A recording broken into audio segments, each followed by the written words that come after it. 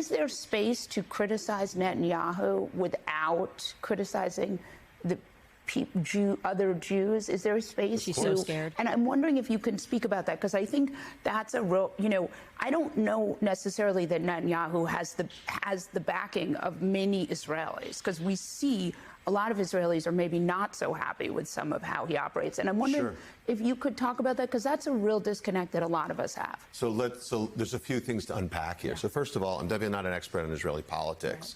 And I know that his approval numbers were quite low before and then immediately after October the 7th. But from what I understand, Molly, they're quite high now.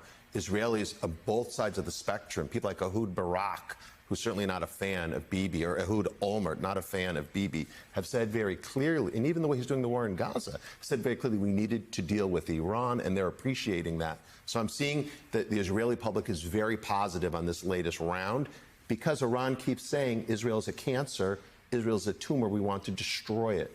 Now, that being said, there is a lot of space to criticize policies of the Israeli government, the way they're prosecuting the war in Gaza, the way the prime minister has pushed for judicial reform. Like, there's lots of ways to criticize the Israeli state and not to demonize Israelis. Yeah, to take on policies of the country without delegitimizing it or questioning its existence. So, look, ADL does that. Lots of American Jews do that. But in this moment, what I'm focused on, really, are how the fringes, like the woke right, the Tucker Carlsons, the Steve Bannons, the Candace Owens, and the sort of radical left, the Hassan Pikers, and people like Mehdi Hassan, unfortunately, Max Blumenthal, have been fomenting anti-Semitism, blaming this war on the Jews or the Zionists or the neocons.